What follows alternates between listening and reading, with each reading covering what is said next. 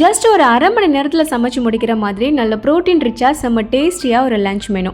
இன்னைக்கு என்னடா சமைக்கலாங்கிற மாதிரி என்னைக்காவது ஒரு நாள் யோசனை வரும்ல, அப்போ இதை சட்டுன்னு சமைச்சிருங்க. தால் கிச்சடி அண்ட் எக் மசாலா எப்படி செய்யுதுன்னு பார்க்கலாமா? நான் சொல்கிற மாதிரி அப்படியே ஃபாலோ பண்ணிட்டு வந்தீங்கன்னா ஹாஃப் அன் ஹவரில் வேலையை முடிச்சிடலாம். முதல்ல முட்டையை வேக வச்சுக்கோங்க. கிச்சடி பண்ணுறதுக்கு 1 கப் அளவுக்கு பொன்னி அரிசி, 1/4 கப் அளவுக்கு பாசிப்பருப்பு, அதாவது 3 தால் இருக்குல்லையா, அது ரெண்டையும் தனித்தனியாக ஊற வச்சுக்கோங்க. எக் மசாலா பண்ணுறதுக்கு 3 வெங்காயம் 2 தக்காளி எடுத்துட்டு ஃபைன் சாப் பண்ணிக்கோங்க. இப்போ அடுப்பில் ஒரு பேன் வச்சுட்டு கொஞ்சமாக பட்டர் 2 டேபிள் ஸ்பூன் அளவுக்கு எண்ணெய் சேர்த்து அது சூடாகி வந்ததுக்கு அப்புறமா பட்டை, கிராம்பு, ஏலக்காய், அதுக்கப்புறம் கொஞ்சமாக சாய்ஜீரா சேர்த்து பொரிய விட்டுக்கோங்க. இதில் நம்ம கட் பண்ணி வச்ச வெங்காயம் சேர்த்து நல்லா வதக்கிக்கோங்க. வெங்காயம் நல்லா கலர் சேஞ்ச் ஆகி வரணும். அந்த கேப்ல கிச்சடிக்கு தேவையான 2 வெங்காயம் 1 தக்காளி கட் பண்ணி வச்சிருக்கேன். எக் மசாலாக்கு வெங்காயம் நல்லா இந்த மாதிரி வதங்கி வந்ததுக்கு அப்புறமா கட் பண்ணி வச்சிருந்த 2 தக்காளியும் சேர்த்துட்டு கொஞ்சமா உப்பும் சேர்த்து நல்லா வதக்கி விட்டுக்கோங்க. தக்காளி நமக்கு நல்லா மசிஞ்சு வரணும். மூடி போட்டு வேக வச்சிடலாம். அதுக்கடையில் தால் கிச்சடி பண்றதுக்கு ஒரு பேன்ல 1 டேபிள் ஸ்பூன் அளவுக்கு நெய், 2 டேபிள் ஸ்பூன் அளவுக்கு தேங்காய் எண்ணெய் சேர்த்திருக்கேன். தேங்காய் எண்ணெய் சேர்க்கும் போது ஃபிளேவர் சூப்பரா இருக்கும். இதுல பட்டை, கிராம்பு, ஏலக்காய் நம்ம கட் பண்ணி வச்சிருந்த 2 வெங்காயம் சேர்த்துட்டு நல்லா வதக்கி விடுங்க.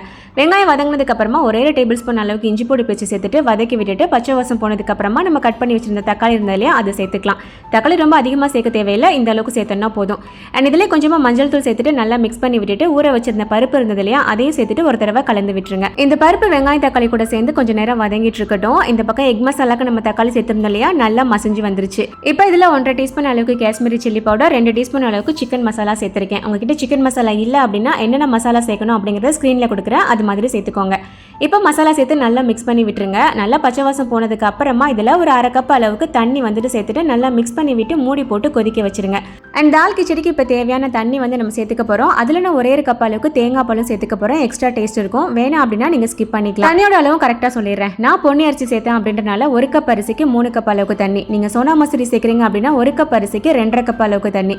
இதே பாஸ்மதி ரைஸ் இல்லை ஜீரா சம்பால பண்ணுறீங்க அப்படின்னா 1 கப் அரிசிக்கு 1.5 கப் அளவுக்கு தண்ணி கரெக்டாக இருக்கும். அண்ட் தண்ணியில் கொஞ்சமாக உப்பு சேர்த்து கலந்து மூடி போட்டு கொதிக்க வச்சிருங்க. இந்த பக்கம் எக் மசாலாக்கு மசாலா நல்லா கொதிச்சு வந்துருச்சு. வேக வச்சிருந்த முட்டையை இந்த மாதிரி 2 பீஸா கட் பண்ணிட்டு இந்த மாதிரி உள்ள சேர்த்துட்டு லைட்டா மிக்ஸ் பண்ணி விட்டுக்கோங்க. இப்போ இதை அப்படியே மூடி போட்டுட்டு சரியா ஒரு 2-3 நிமிஷம் மட்டும் லோ ஃப்ளேம்ல வச்சு எடுத்துருங்க. இந்த பக்கம் கிச்சடிக்கு தண்ணி நல்லா கொதிச்சு வந்துருச்சு. ஊற வச்சிருந்த அரிசி இருந்ததுலையா, அதை சேர்த்துக்கலாம். அரிசி கட்டாயம் இவ்வளோ நேரம் ஊறணும் அப்படிங்கிறதெல்லாம் கிடையாது. இதெல்லாம் வதக்கி முடிக்கிற வரைக்கும் நீங்க அரிசியை ஊற வச்சிங்க அப்படின்னாலே போதும்.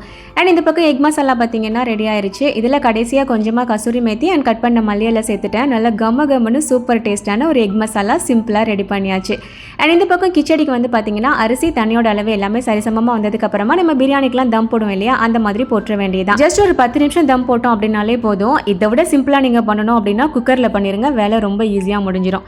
அவ்வளோதான். நல்ல கம்மன்னு சூப்பரான தால் கிச்சடி அண்ட் எக் மசாலா ஒரு ஹாஃப் அன் ஹவரில் சூப்பராக ரெடி பண்ணியாச்சு. வேலையை சீக்கிரமாக முடிச்சிட்டோமே, டேஸ்ட் எப்படி இருக்குன்னு யோசிக்காதீங்க, டேஸ்ட்டு அப்படி இருக்கும். ட்ரை பண்ணி பாருங்கள்.